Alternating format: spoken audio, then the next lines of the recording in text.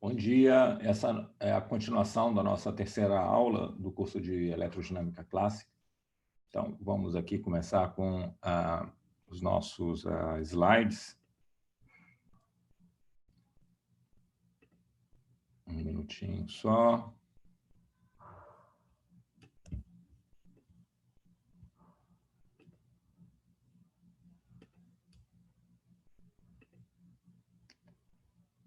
Bom, então, a gente, no final, né, da nossa última gravação, a gente chegou aqui nessas equações, né, diferenciais para os potenciais, né, para o potencial vetor A, para o potencial escalar φ, e é essencialmente a equação de onda, né, tanto para o potencial vetor como para o potencial escalar, se eu estiver usando o calibre de Lorentz. Então, no calibre de Lorentz, né, esses dois potenciais estão meio que em pé de igualdade, eu tenho a mesma equação diferencial, o que muda apenas é o termo de fonte, para o potencial vetor é a densidade de corrente, para o potencial escalar é a densidade de carga. Então, vamos aqui continuando, né? Aqui eu estou escrevendo essas equações novamente, e o objetivo dessa segunda metade dessa aula é apresentar um método de solução dessa equação aqui de onda, que é um método extremamente importante, é o chamado método da função de Green, e o objetivo nosso aqui, né, vale lembrar, é obter os potenciais, potencial A, vetor, né, e o potencial escalar φ, em termos, né, das densidades de corrente e densidade de carga, que são conhecidas. Né? Eu tenho um problema aqui em que eu tenho algum agente externo que produz, né, uma certa corrente, uma certa carga, uma certa região do espaço, e isso vai gerar campos eletromagnéticos. Né? E o caminho que a gente está percorrendo aqui para obter esses campos é, primeiro, obter os potenciais, e a partir dos potenciais, então, eu consigo obter os campos, campo elétrico e o campo magnético. E esse é um problema, né? Isso, tecnicamente, a gente chama isso de uma equação linear, né? Porque a minha incógnita, né, que é o A, ou φ aqui, só aparece a potência linear, não aparece, por exemplo, o φ quadrado, nem uma outra função, por exemplo, trigonométrica de φ, ou nada desse tipo.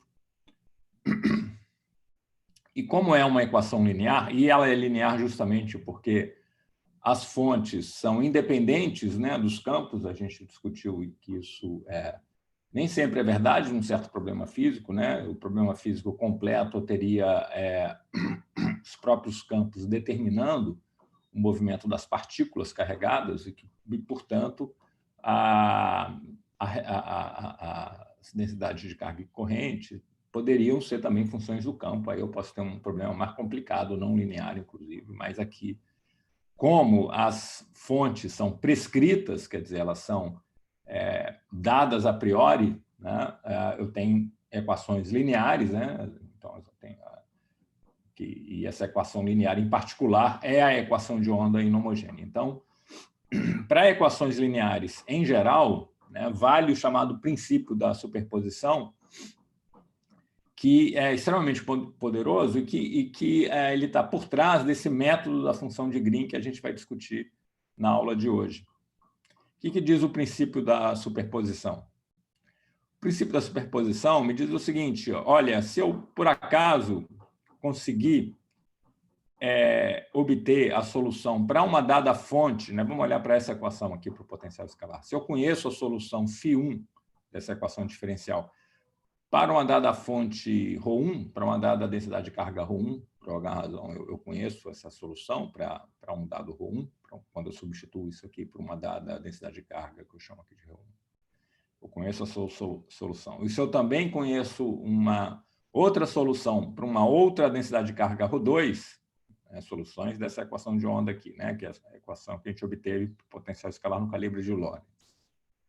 Então, se eu tiver qualquer combinação linear, né, qualquer combinação linear, ou seja, qualquer densidade de carga dessa forma aqui, com C1 e C2 coeficientes quaisquer, né, coeficientes numéricos quaisquer, eu sei automaticamente qual é a solução, eu sei construir a solução para essa nova densidade de carga que eu obtenho a partir dessas outras duas aqui, né, como uma combinação linear com coeficientes arbitrários.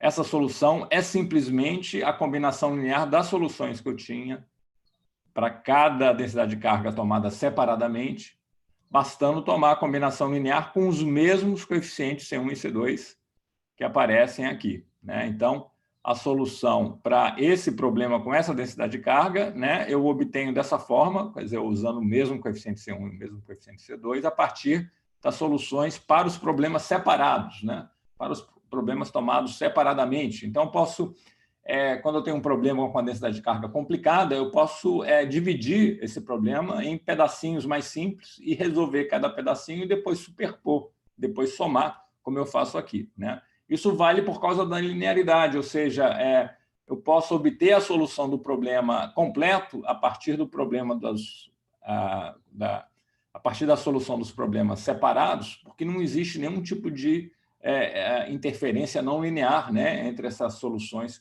dos problemas separados, quando eu junto todos esses pedacinhos, né, como eu estou fazendo aqui.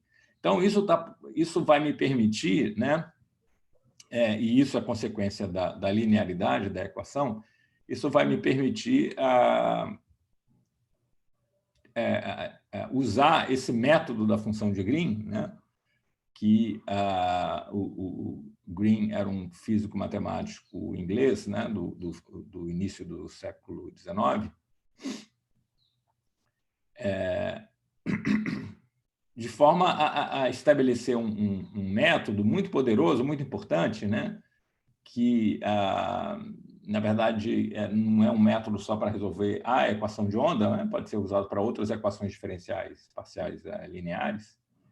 E ele é totalmente, então, baseado nessa ideia do princípio da superposição. A ideia é a seguinte, e qual é a vantagem desse método da função de Green? Esse método da função de Green ele me permite obter a solução da equação de onda meio que de uma vez por todas, né? Deixando, como se fosse um restaurante de fast food, né? Tipo um restaurante de hambúrguer, que é capaz de deixar tudo já meio semi-pronto, né? E aí um cliente, um freguês, chega e pede alguma coisa específica, né? Mas dentro de com certas condições, né?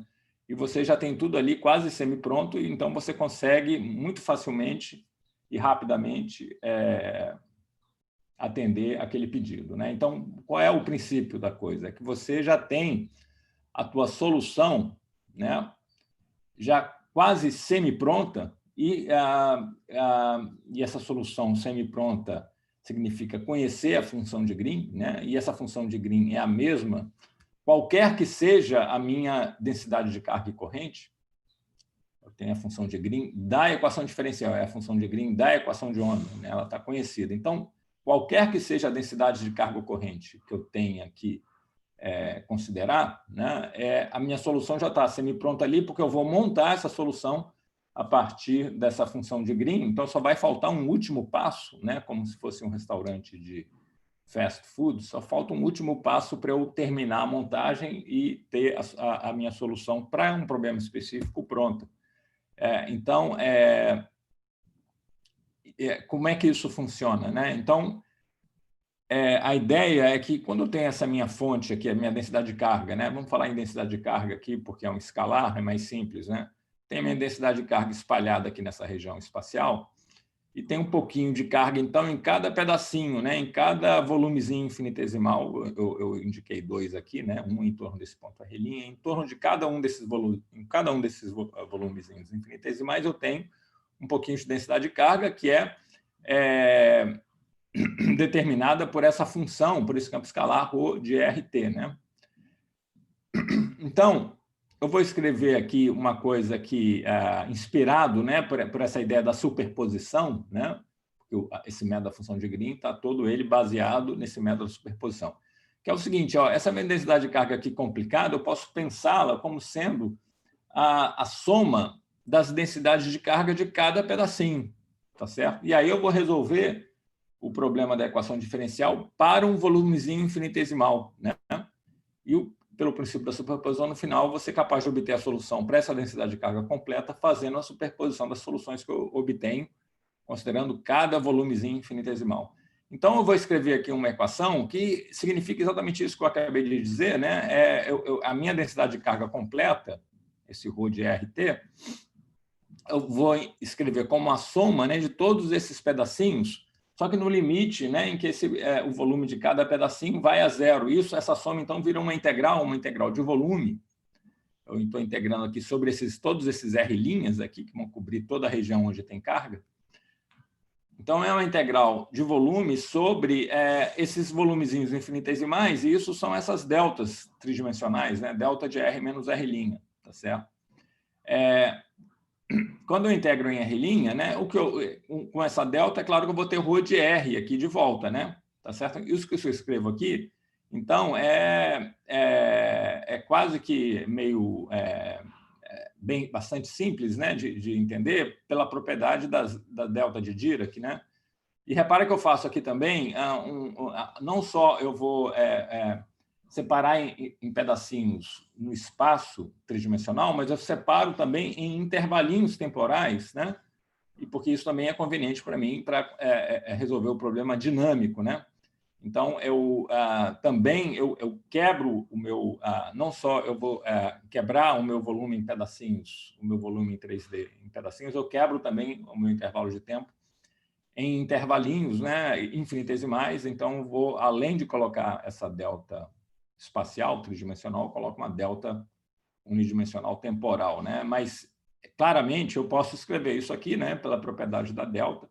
Posso escrever que o meu ρ de RT, quando eu integro isso aqui, né, ao integrar, por causa dessas deltas, eu vou trocar R' por R aqui e T' por T. Então, isso aqui é um análogo, né? Essas deltas são um análogo do ρ1 e R2, né?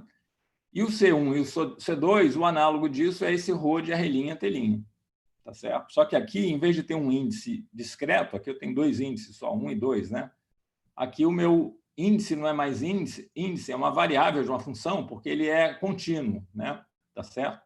Mas, então, e em vez de ter uma soma discreta, eu tenho uma integral, né? Essas são as diferenças, e não são só dois termos, são infinitos termos, né? Então, a analogia aqui é que esses ρs individuais, né? Esse ρ de cada pedacinho, é a delta, né? Que é indexada, né, por esse R' e T', em vez de ser indexada por um número, porque eu estou no limite contínuo, e o análogo desses 6 são esse ρ de R', T'. Então, eu vou explorar o princípio da superposição, né, explorar essa analogia agora, e para dizer o seguinte, ó, quem é o análogo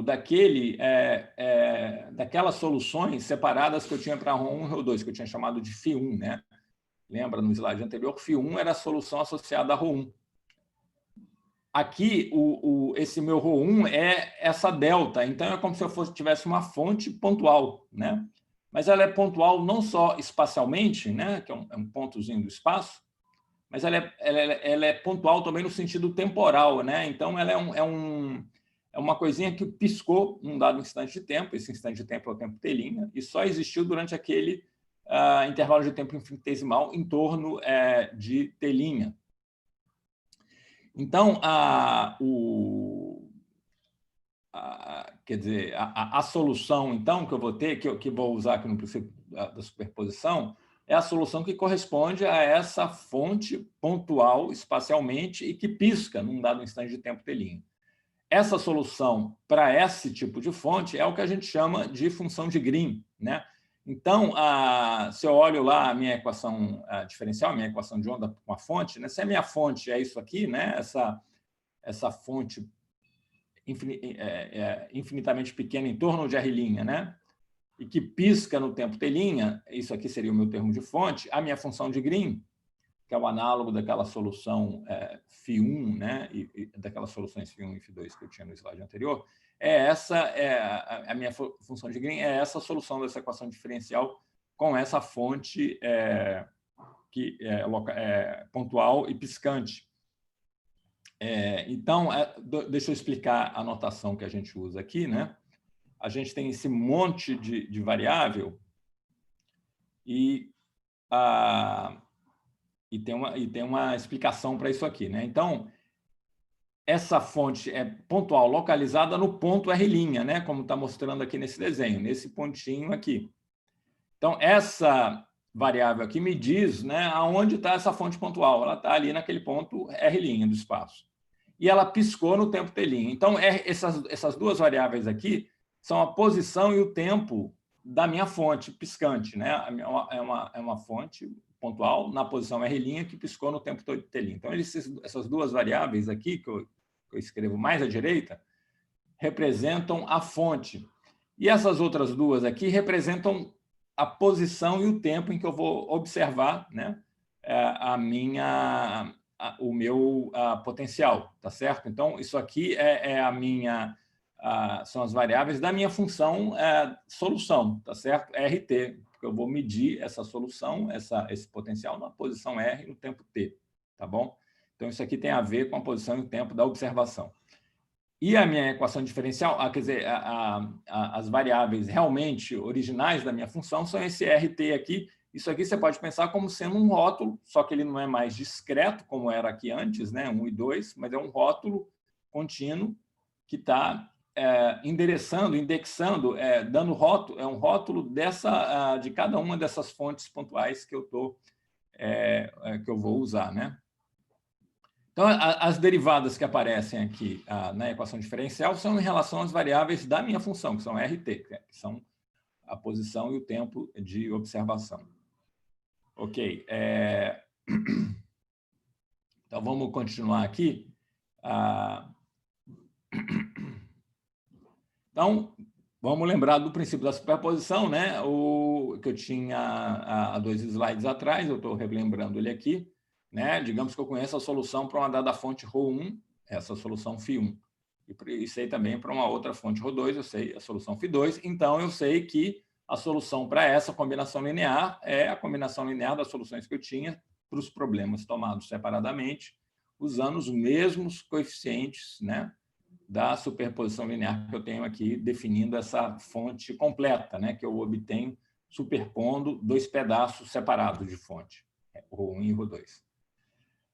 E aqui, então, eu estou trocando essa soma discreta por uma integral contínua, né? Porque eu não vou ter mais só 2 pedacinhos de fonte, eu tenho um contínuo de fontezinhas pontuais varrendo todo o volume, né, da minha fonte aqui.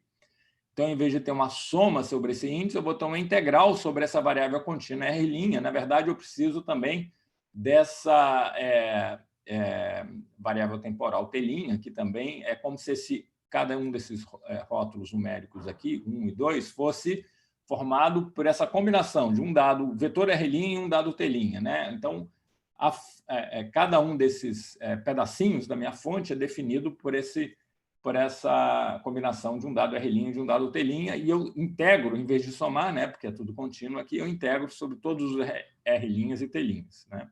Então, essa é a expressão que eu já tinha antes. Então, eu quero obter, né, lembrando, uma solução dessa minha equação diferencial aqui para o potencial escalar, né? Tá certo? Em termos da minha fonte. Tá bom? Então, se eu olhar e explorar essa analogia, né? Digamos que eu conheça a minha função de Green, né? Eu sei qual é a solução quando a fonte é essa delta aqui, né? Essa delta espaço-temporal, né? Localizada no espaço ou no tempo. Essa função de Green é a solução quando a minha fonte é só isso aqui, só essa delta. Esse ρ de R', T', eu comentei com vocês, é um análogo desses coeficientes Cs. Então, eu vou ter aqui, né, a minha solução completa para essa fonte arbitrária aqui, ela vai ser, então, o análogo dessa soma, mas essa soma virou uma integral, e esses Cs, o análogo desses Cs são esses ρ' e T', então eu vou ter uma integral em R' e T', desse ρ de R' e T', né, que é o análogo desses Cs aqui, vezes a minha solução, né? Está aqui a solução, né? Então, tem essa soma, o C1 e C2, o análogo dele é esse ρ de R', e o análogo da solução é a minha função de Green. Então, isso que está escrito aqui é o análogo, né, dessa expressão, né, do princípio da superposição, só que em vez de ter uma soma discreta, eu tenho uma soma contínua, tá certo? Porque a minha função de Green é o análogo de cada um desses φ1, φ2, etc. Daqui a pouco a gente volta para mostrar que isso aqui de fato está correto, que isso aqui de fato é uma solução dessa equação diferencial.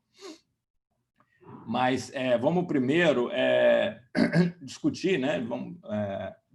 Qual é o significado disso, né? O significado disso, né, é aquela ideia, como eu falei para vocês, de ter uma solução já semi-pronta, né? Eu tenho a minha equação de onda, eu consegui obter a função de Green para aquela equação de onda, e uma vez de posse da função de Green, agora eu sei resolver a equação de onda, qualquer que seja a fonte, bastando só tomar um último passo. E esse último passo é calcular essa integral aqui, né? Qualquer que seja a fonte que alguém me traga, qualquer que seja a fonte que eu precise resolver, eu já tenho a minha função de Green em mãos. Tudo que eu tenho que fazer é substituir essa fonte que aparece para um dado problema físico, e o meu problema passa a ser um problema só de calcular uma integral. É muito mais simples, né, calcular essa integral aqui do que resolver uma equação diferencial a derivadas parciais, né, que era o meu problema original. Então, fica faltando, uma vez que eu tenho a função de Green em mãos, fica faltando só um pequeno passo, muito simples, que eu posso fazer de forma relativamente fácil e rápida, né? Então, é aquela ideia de deixar a tua solução já semi-pronta. A tua solução está 99% pronta, né? Fica faltando só calcular uma integralzinha para obtê-la, né? Então, é como se eu estivesse resolvendo essa equação diferencial de uma vez por todas. Na verdade, falta só esse 1% de calcular a integral para uma dada fonte que seja de interesse, né? Outra maneira de pensar isso é que essa função de Green é como se eu estivesse invertendo esse operador diferencial, né? Eu estou obtendo φ a partir do ρ, invertendo o operador diferencial, né? E aí essa inversão envolve, né, calcular essa integral aqui com essa função de Green. É como se essa função de Green fosse, de certa forma, a inversão do operador diferencial. Outra maneira que eu tenho de pensar aqui esse método, né? Estou escrevendo aqui a expressão novamente, né? Então, lembrando, né, que essas são as variáveis da fonte, né? Posição e tempo dessa fonte pontual aqui, né? Está aqui nesse pontinho R', e que piscou no tempo T'. Aqui é a posição e tempo do ponto de observação, né? Então, aqui a expressão está escrita de novo. E aqui eu estou escrevendo essa expressão novamente só para reforçar o significado dessas variáveis aqui que aparecem na função de Green, né? Essas duas variáveis espaciais, cada uma é um vetor tridimensional, né? E as duas temporais. Então, tem as variáveis da fonte e as variáveis do ponto de observação. Ponto espaço-temporal, né? Ponto e tempo de observação.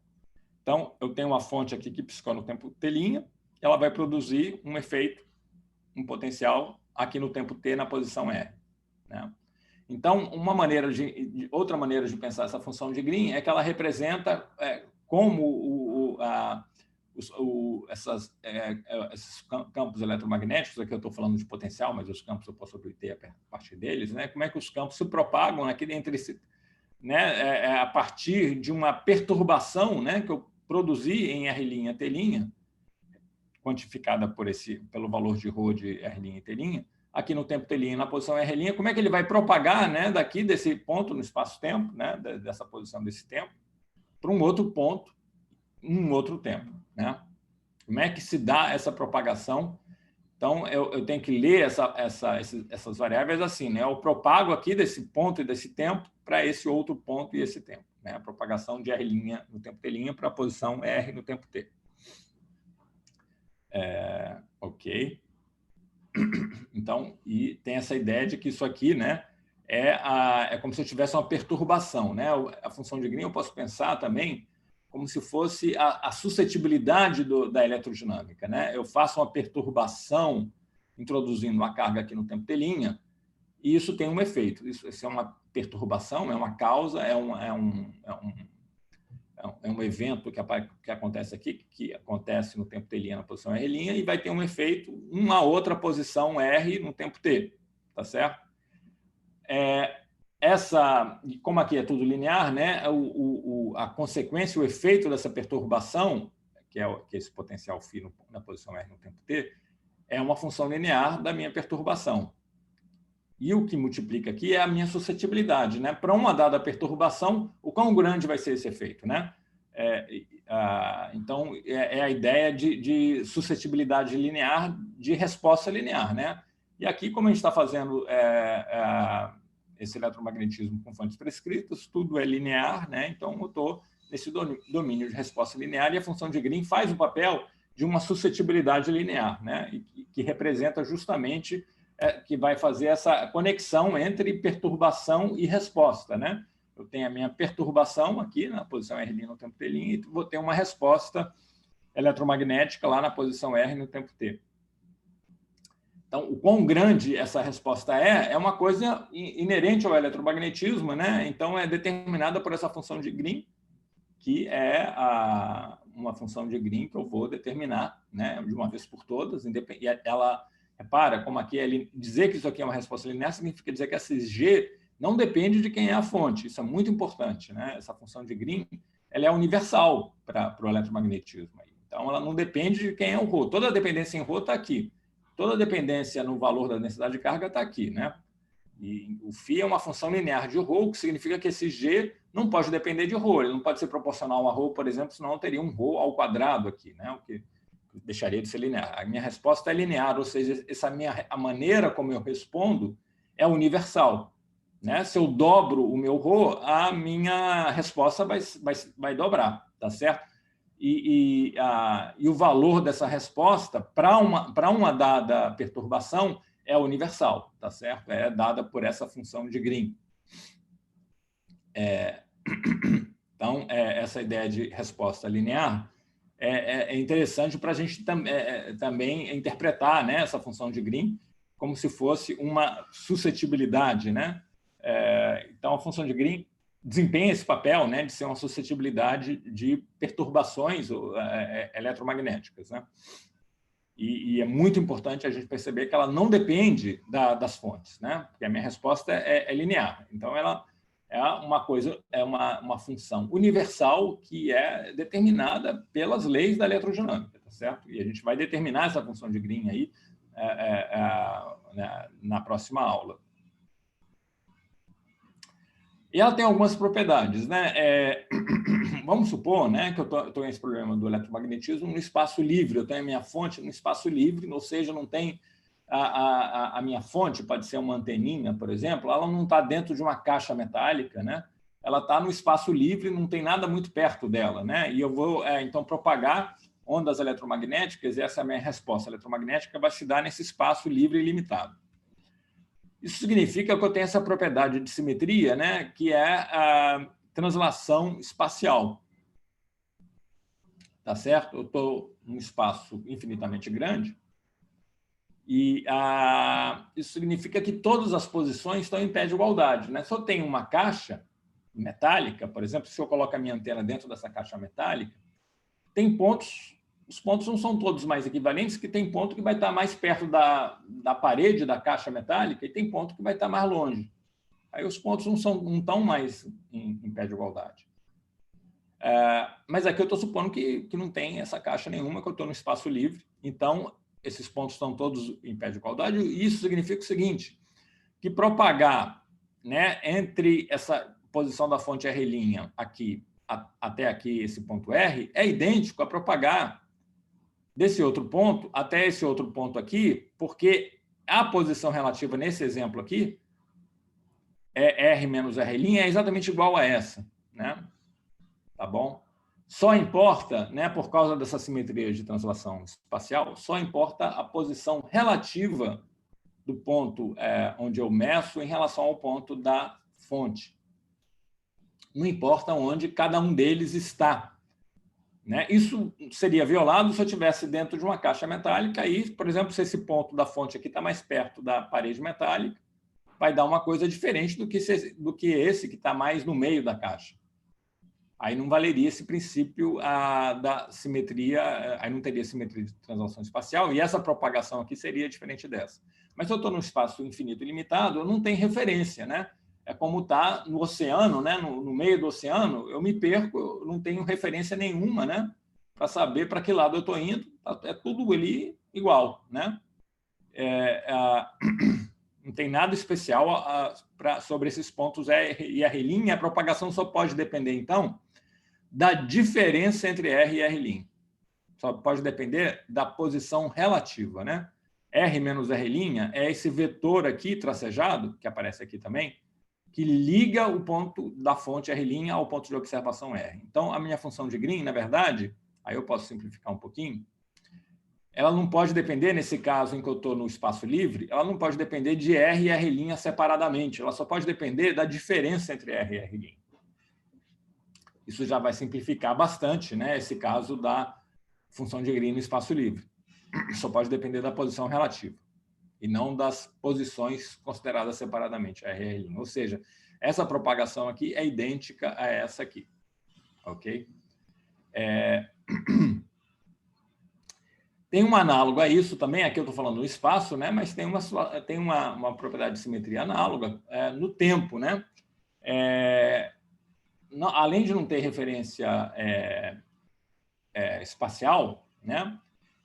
Na grande maioria dos casos, eu não vou ter também nenhuma referência temporal, nenhum tempo especial, né? Isso é até mais geral, mesmo que eu esteja considerando esse problema de uma caixa metálica e uma fonte dentro dela, eu ainda vou ter simetria de translação temporal, tá certo?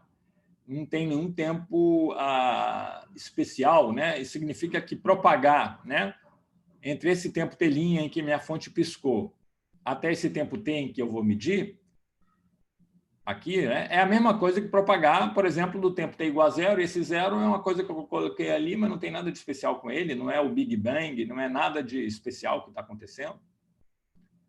Essa propagação aqui tem que ser idêntica a essa. Então, novamente, né, como naquele caso da simetria espacial, a função de Green não pode depender de T e T' separadamente, não tem nenhuma referência, esse intervalo de tempo é infinito, né?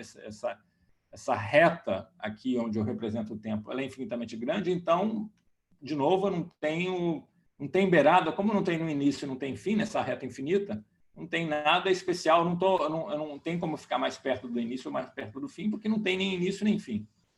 Então, todos esses tempos aqui são equivalentes, né? O que significa que eu não posso depender, a minha função de Green não pode depender de T e T' separadamente, só pode depender do tempo transcorrido. O que é o tempo transcorrido? É o tempo entre a observação e a piscadinha da fonte, né? Quanto tempo transcorreu entre a perturbação que eu causei aqui em T' e a resposta que eu medi ali no tempo T. Esse tempo é T menos T'. Ou seja, a minha função de Green, que eram essas 4 variáveis aqui, ela passa a depender só de 2, né? Uma espacial, que representam 3 cartesianas, né?